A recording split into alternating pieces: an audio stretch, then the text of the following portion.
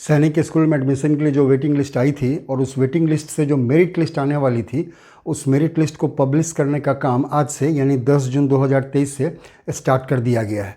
जो भी स्कूल आप लोगों ने चॉइस में डाली थी 4th राउंड में, उन्हीं स्कूल्स के वेटिंग लिस्ट से जो मेरिट लिस्ट आएगी उसी में आपको किसी एक में सीट मिलने की उम्मीद होगी। अब ये वेटिंग लिस्ट देखेंगे कहाँ पर और इससे जो मेरिट लिस्ट आ रही है वो कहाँ देखेंगे और देखकर उसको आगे हम लोग कैसे प्रोसीड करेंगे, क्या क्या प्रोसेस है इसका, ये सारी चीज़ अभी आप लोगों को हम इस वीडियो में बतलाने वाले हैं। सबसे पहला काम आप लोगों को ये करना है कि ई काउंसलिंग वाले वेबसाइट पर जो भी स्कूल आप लोगों ने चॉइस फिलिंग में दी थी 4th राउंड में, उन सबों की वेटिंग लिस्ट आपको देखनी है। वो PDF फॉर्मेट में दिया हुआ है, वो पहले से ही दिया हुआ है। तो जिस भी स्कूल के वेटिंग लिस्ट में आपका नाम है, उसी स्कूल के मेरिट लिस्ट में ही आपका नाम आने की गुंजाइश है। तो सबसे पहले आप वेटिंग लिस्ट देख लें और जिन भी स्कूल्स के वेटिंग लिस्ट में आपका नाम है वो किसी पोजीशन पर हो। ये अलग बात है कि ज़्यादा पोजीशन पर होगा तो मेरिट लिस्ट में आने की गुंजाइश काफ़ी कम होगी, लेकिन जिसमें भी वेटिंग लिस्ट में आपका नाम है उन सारे स्कूल के मेरिट लिस्ट में आपका नाम हो सकता है। अब ये जो मेरिट लिस्ट आई है ना, वो हर एक सैनिक स्कूल की मेरिट लिस्ट अलग अलग है।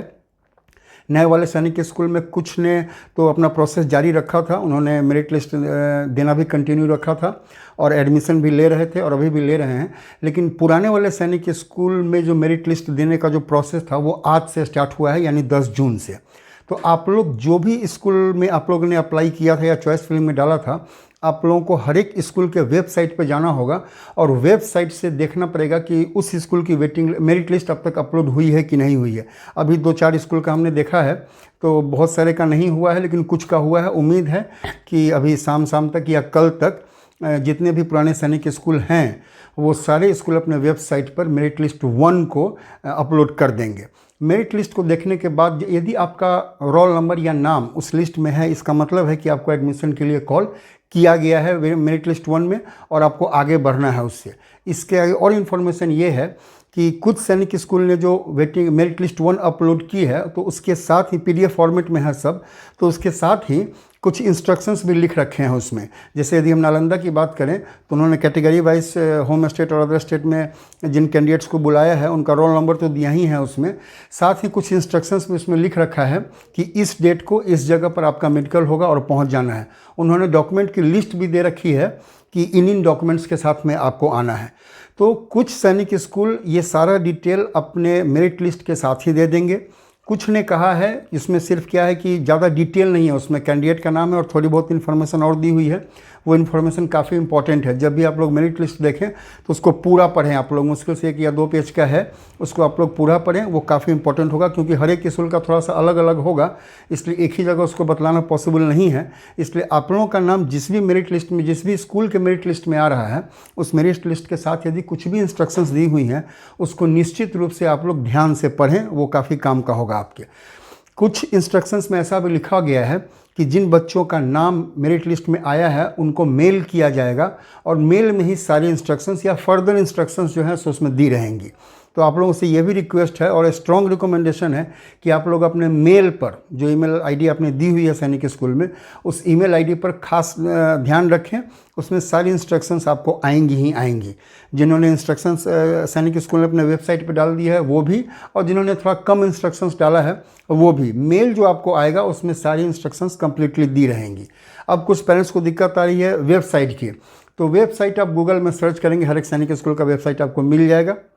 नहीं तो इसका एक बड़ा आसान तरीका है कि ई काउंसलिंग वाले वेबसाइट पर ऊपर में ही जो स्कूल इन्फॉर्मेशन वाली टैब है ना, उस पर जब आप क्लिक करेंगे तो उसमें सेकंड ऑप्शन आता है फिर से स्कूल इन्फॉर्मेशन। उस पर आप क्लिक कीजिए। टोटल स्कूल 33 पुराने वाले और 18 नए वाले, टोटल 51 सैनिक स्कूल की सारी डिटेल्स उसमें दी हुई हैं, जिसमें स्कूल का ईमेल आईडी भी है, फ़ोन नंबर भी है और उसके ठीक पहले हर एक स्कूल का वेबसाइट भी दिया हुआ है। उस वेबसाइट पर भी क्लिक करके आप सीधे जो स्कूल है उसके वेबसाइट पर जा सकते हैं और वहाँ पर अपना जो मेरिट लिस्ट है वो देख सकते हैं। हर एक सैनिक स्कूल की वेबसाइट एक ही जैसी नहीं है, इसलिए मेरिट लिस्ट आपको उसके होम पेज पर कि मेरिट लिस्ट किस लिंक पे दिया हुआ है थोड़ा सा ध्यान देंगे। कहीं लेटेस्ट न्यूज़ में आ रहा है, कहीं पब्लिक नोटिस में आ रहा है, कहीं स्क्रॉलिंग में आ रहा है, तो कहीं भी है, लेकिन होम पेज पर ही आपको उसका लिंक मिल जाएगा। हम फिर से रिपीट कर दे रहे हैं कि अभी सारे सैनिक स्कूल ने मेरिट लिस्ट अपलोड नहीं किया। अभी जब तक हम ये वीडियो बना रहे हैं उस समय तक तो सारे स्कूल ने अपलोड नहीं की थी, लेकिन उम्मीद है कि अभी शाम से लेकर या कल तक मैक्सिमम सारे सैनिक स्कूल अपना जो मेरिट लिस्ट वाले अपलोड कर देंगे। तो आप लोग सैनिक स्कूल के वेबसाइट पर और अपने ईमेल एड्रेस जो आपने दिया था अपने ईमेल पर खास ध्यान रखें और उसको चेक करते रहें। और जो भी आपको मेडिकल की डेट्स दी गई हैं उस डेट्स को और जो लोकेशन आपको बतलाई गई है, जो जगह बतलाई गई है, उस जगह पर पहुंचना ही होगा। और जो डॉक्यूमेंट्स दिया गया है उसको भी साथ में लेकर आपको जाना ही जाना है। एक चीज़ लास्ट में और बतला दे रहे हैं, ये शायद सैनिक स्कूल तिलैया ने जो अपलोड किया है मेरिट लिस्ट, उसमें शायद लिखा हुआ है, शायद, हम कंफर्म नहीं है, लेकिन जो बात है वो इम्पोर्टेंट है। और आप लोग इस चीज़ जो भी जानकारी हम दे रहे हैं इसका कन्फर्मेशन आप अपने स्कूल से ज़रूर ले लेंगे। तो सैनिक स्कूल ने तिलैया ने लिखा क्या है कि अभी आपको टीसी लेकर जाने की ज़रूरत नहीं है। टीसी आप तभी स्कूल को देंगे जब आपका एडमिशन सैनिक स्कूल में कंफर्म हो जाएगा। अभी बुलाया गया है, हो सकता है कि मेडिकल में कोई दिक्कत आ जाए, मेडिकली कोई कैंडिडेट अनफिट हो जाए तो उसका एडमिशन नहीं हो पाएगा, या फिर डॉक्यूमेंटेशन में कुछ मेजर प्रॉब्लम आ गया या कुछ कमी रह गई या कुछ डॉक्यूमेंट गलत हो गया, तभी पॉसिबिलिटी है कि एडमिशन ना हो। इस कंडीशन में ऐसा हो सकता है कि मेडिकल में या डॉक्यूमेंटेशन में वेरिफिकेशन ना हो पाए और आप वहाँ भी एडमिशन ना हो सैनिक स्कूल में, और यहाँ आपने टीसी ले लिया तो यहाँ भी फिर दिक्कत हो जाएगी आप लोगों को।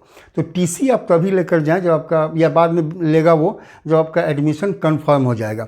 अभी आप जिस भी स्कूल में आपका कैंडिडेट बच्चा पढ़ रहा है, आप वहाँ से स्टडी सर्टिफिकेट ले सकते हैं कि इस स्कूल में इस क्लास में ये बच्चा पढ़ रहा है और ये क्लास पास आउट है। ये इन्फॉर्मेशन देनी थी अभी आप लोगों को। इसके अलावा कोई और भी इन्फॉर्मेशन आती है तो उसको भी लेकर जल्दी ही हम आप लोगों के सामने आएंगे।